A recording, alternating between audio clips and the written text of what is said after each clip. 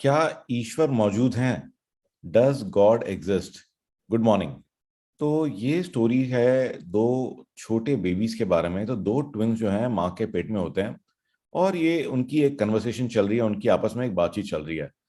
तो जो पहला बेबी है वो पूछता है कि तुम्हें क्या लगता है कि क्या इसके बाद भी कुछ लाइफ है?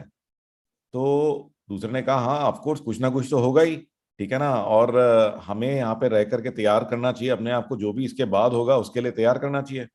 तो पहले वाले ने कहा ये सब बकवास है, इसके बाद कोई लाइफ नहीं है, अगर होगी भी तो भगवान जाने कैसी लाइफ होगी। दूसरे ने कहा कि मुझे नहीं पता कि कैसी होगी, बट मुझे लगता है कि मे भी हो सकता है कि हमें कुछ और ऐसी चीजें मिले, कुछ ऐसी सेंसेस मिले, ठीक है, जो अभी हमें पता नहीं है कि ऐसी लाइफ हो जो कि अभी हमें नहीं समझ में आ रही। हो सकता है कि हम लोग जो है, जो हमारे मुंह है, हम इससे भी खाना खा पाए। तो उसने कहा ये क्या बकवास वाली बातें कर रहे हो, हमारे जो अम्बिलिकल कॉर्ड है इससे हमें सारी न्यूट्रिशन मिलती है, और जो भी कुछ हमें चाहिए होता है, खाना पानी सब अपने आप ऑटोमेटिकली इससे आ जाता है। और अगर ये जो है चला जाएगा तो उसके बाद हम जिएंगे कैसे? तो ये जो है इसके बाद कोई लाइफ नहीं है, इसके बगैर हम जिंदा नहीं रह सकते। तो दूसरे बेबी ने कहा कि नहीं, हो सकता है कुछ इससे अलग हो सकता है कि हमारे को अम्बिलिकल कॉर्ड की जरूरत ही ना पड़े। तो पहले बेबी ने कहा कि तुम ना पागल हो गए हो, इसके बाद कुछ नहीं है, केवल अंधेरा है, डार्कनेस है, जो भी जिंदगी है वो यही है। तो दूसरे ने कहा कि नहीं, मुझे ऐसा लगता है इसके बाद भी कुछ ना कुछ होगा, और जब हम इधर से बाहर निकलेंगे तो हम अपनी माँ से मिलेंगे, they will be mother and she will take care of us. तो पहले वाले ने कहा कि तू पागल हो गया है, तेरे को माँ दिखती है? तो देर इज नो मदर। तो बेबी ने कहा, तो दूसरे बेबी ने कहा कि नहीं, कई बार जो है मुझे माँ की प्रेजेंस फील होती है, मुझे जब हम साइलेंस में होते हैं तो मुझे ऐसा लगता है कि माँ हमसे बातें कर रही है।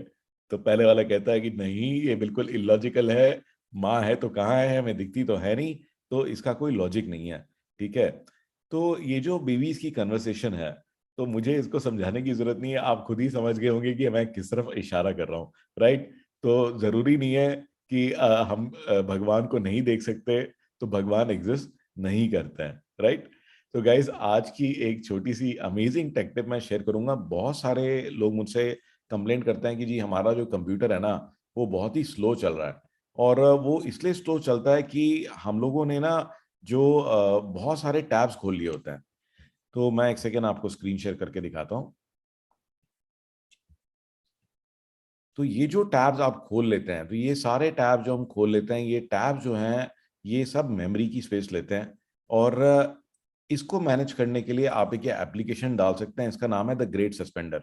तो गाइज, इसका एक ये शॉर्ट लिंक आप देखेंगे itbx.in/tgs। तो ये आप अपने गूगल क्रोम या माइक्रोसॉफ्ट एज ब्राउजर में डाल सकते हैं, itbx.in/tgs। और जब आप इस पर क्लिक करेंगे तो ये लिंक खुलेगा, और यहाँ पे बटन आएगा ऐड टू क्रोम। मेरे कंप्यूटर में ऑलरेडी इंस्टॉल्ड है, इसलिए रिमूव आ रहा है, यहाँ पर आपके में ऐड आएगा। ऐड करने के बाद में देखिए ये एप्लीकेशन आपकी ऐड हो जाएगी। तो इसमें ऐड होने के बाद में आप इसमें एक सेटिंग कर सकते हैं, automatically suspend tab after 30 minutes. और बाकी सेटिंग्स को आप छोड़ सकते हैं, कोई इशू नहीं, ये बस सेटिंग 30 मिनट्स की कर दीजिए। उसके बाद में क्या होगा कि जो भी टैब नहीं यूज हो रहा है, जैसे कि आप देखेंगे कि ये गूगल ड्राइव है, तो ये सस्पेंड हो गया है। कैलेंडर है, ये सस्पेंड हो गया है। तो ये एक और टैब है, ये सस्पेंड हो गया है। आपको इसको एक्टिवेट करना है तो बस क्लिक करेंगे, तो देखिए ये एक्टिवेट हो गया।